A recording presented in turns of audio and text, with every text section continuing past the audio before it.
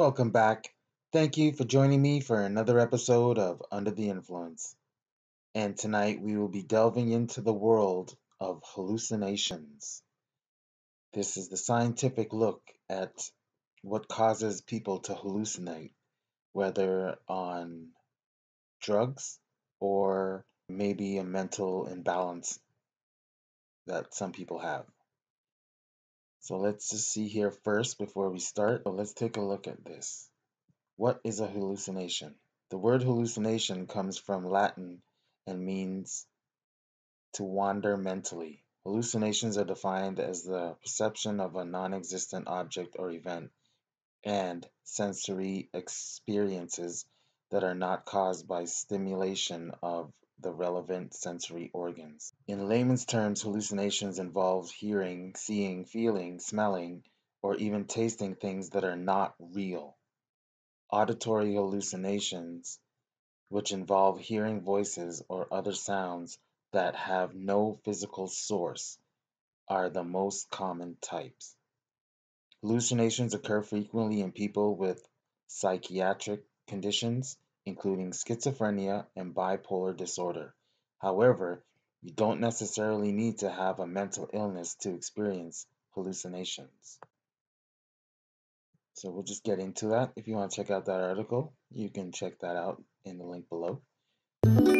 People often assume that our senses allow us to perceive the world as it actually is.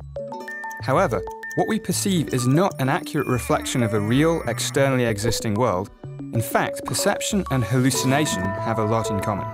Both depend on our brain's interpretation of noisy and ambiguous sensory signals.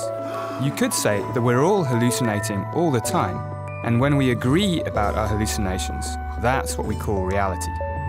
Most of the time, we don't question the reality of our perceptions, since most of the time they seem real enough, and we all seem to perceive the same things. But sometimes this consensus breaks down dramatically, begging the question, what is real? Take the notorious dress from a few years ago. People violently disagreed about what colour the dress really was, blue and black, or white and gold.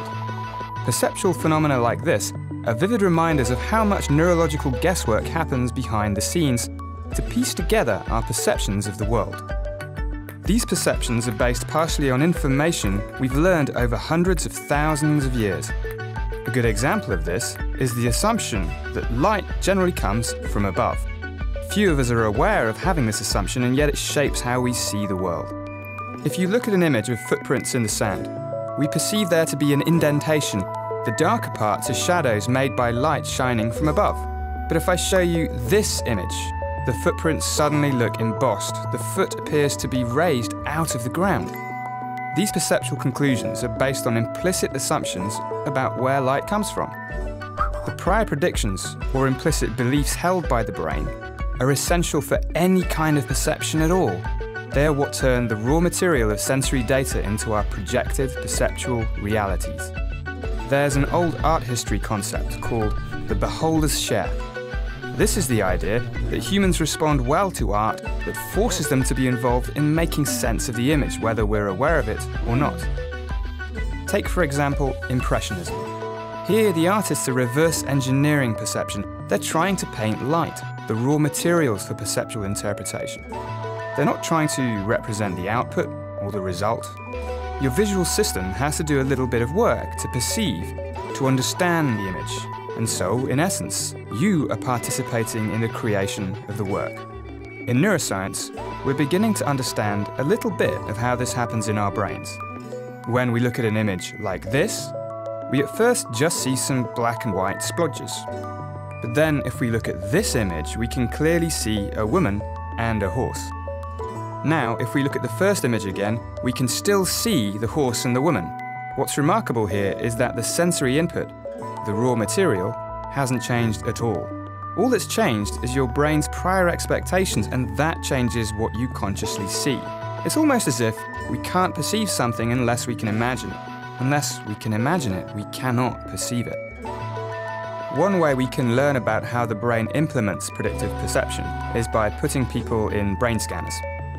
Several studies now suggest that sensory signals come from the outside in, while perceptual predictions flow from the inside out. Imagine looking at some fluffy clouds that resolve into a familiar face. The brain's predictive machinery is engaged so that what starts as ambiguous becomes clear.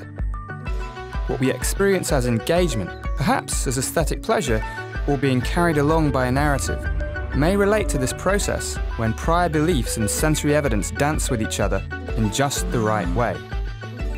All our perceptions are a kind of storytelling by the brain, and so by shaping this process, storytelling itself has the power to change our perceptions, so we learn to experience the world in new ways. As the Beholder's Share emphasizes, if you look at a piece of conceptual art and have no context for viewing it, you won't be able to perceive it in the way the artist made space for, because you're not equipped to imagine the experiences that it's supposed to evoke.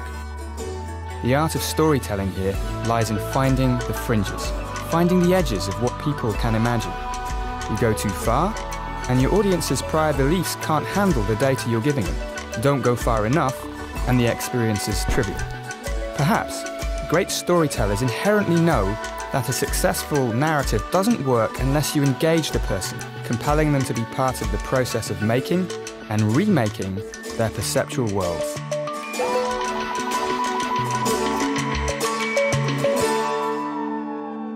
An elderly woman named Rosalie was sitting in her nursing home when her room suddenly burst to life with twirling fabrics. Through the elaborate drapings, she could make out animals, children, and costumed characters. Rosalie was alarmed not by the intrusion, but because she knew this entourage was an extremely detailed hallucination. Her cognitive function was excellent, and she had not taken any medications that might cause hallucinations. Strangest of all, had a real-life crowd of circus performers burst into her room, she wouldn't have been able to see them. She was completely blind. Rosalie had developed a condition known as Charles Bonnet Syndrome, in which patients with either impaired vision or total blindness suddenly hallucinate whole scenes in vivid color. These hallucinations appear suddenly and can last for mere minutes or recur for years. We still don't fully understand what causes them to come and go, or why certain patients develop them when others don't. We do know from fMRI studies that these hallucinations activate the same brain areas as sight, areas that are not activated by imagination. Many other hallucinations, including smells, sights, and sounds, also involve the same brain areas as real sensory experiences. Because of this, the cerebral cortex is thought to play a part in hallucinations. This thin layer of gray matter covers the entire cerebrum, with different areas processing information from each of our senses. But even in people with completely unimpaired senses, the brain constructs the world we perceive from incomplete information. For example, our eyes have blind spots where the optic nerve blocks part of the retina.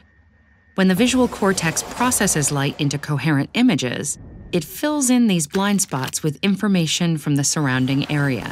Occasionally, we might notice a glitch, but most of the time, we're none the wiser. When the visual cortex is deprived of input from the eyes, even temporarily, the brain still tries to create a coherent picture, but the limits of its abilities become a lot more obvious. The full-blown hallucinations of Charles Bonnet Syndrome are one example. Because Charles Bonnet Syndrome only occurs in people who had normal vision and then lost their sight, not those who were born blind, scientists think the brain uses remembered images to compensate for the lack of new visual input. And the same is true for other senses. People with hearing loss often hallucinate music or voices, sometimes as elaborate as the cacophony of an entire marching band. In addition to sensory deprivation, recreational and therapeutic drugs, conditions like epilepsy and narcolepsy, and psychiatric disorders like schizophrenia are a few of the many known causes of hallucinations, and we're still finding new ones. Some of the most notorious hallucinations are associated with drugs like LSD and psilocybin. Their hallmark effects include the sensation that dry objects are wet and that surfaces are breathing. At higher doses, the visual world can appear to melt, dissolve into swirls, or burst into fractal-like patterns. Evidence suggests these drugs also act on the cerebral cortex. But while visual impairment typically only causes visual hallucinations and hearing loss auditory ones, substances like LSD cause perceptual disturbances across all the senses.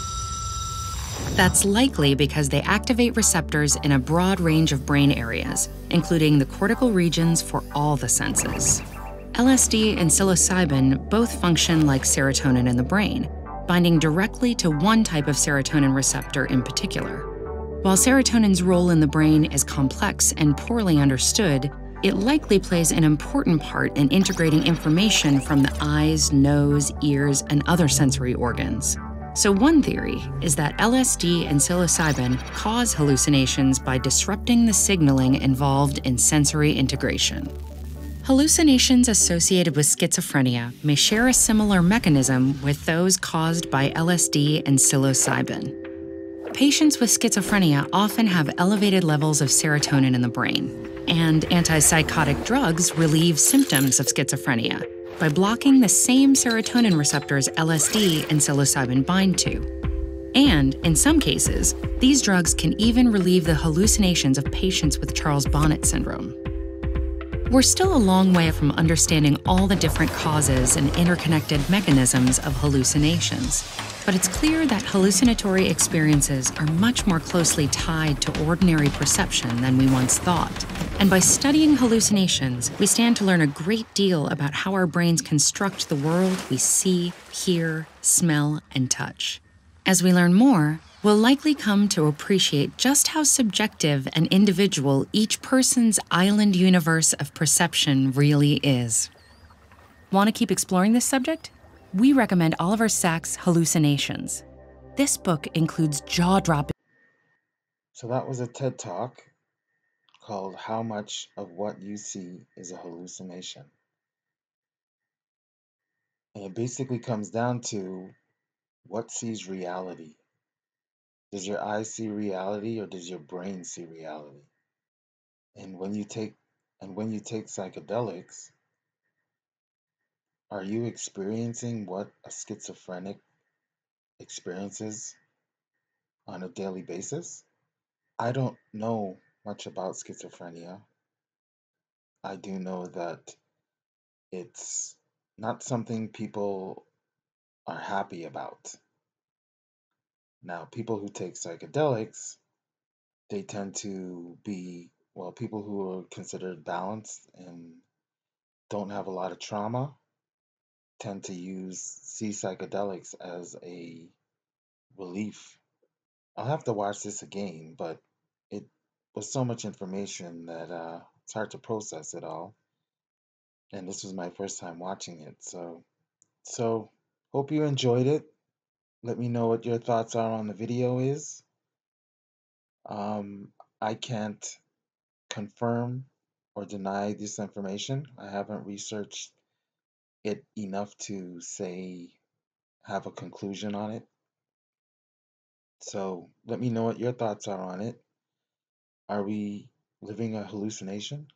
Is our reality just a bunch of information that we take in and process it in our brain and we create the story of what we see? I don't know. But we'll see you next time. Under the Influence. Take care.